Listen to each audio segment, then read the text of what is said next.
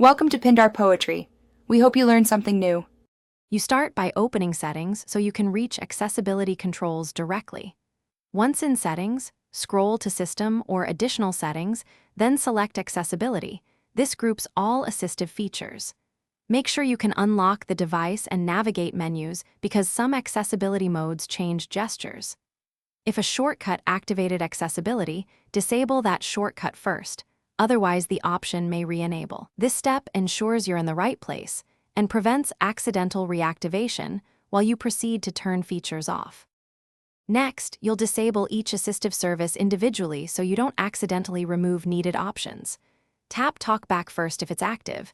Use two-finger scrolling or a double tap to select and then toggle off, confirming any warnings. Then turn off magnification, color inversion, and switch access the same way. Make sure to read the confirmation prompts because some require entering your lock method.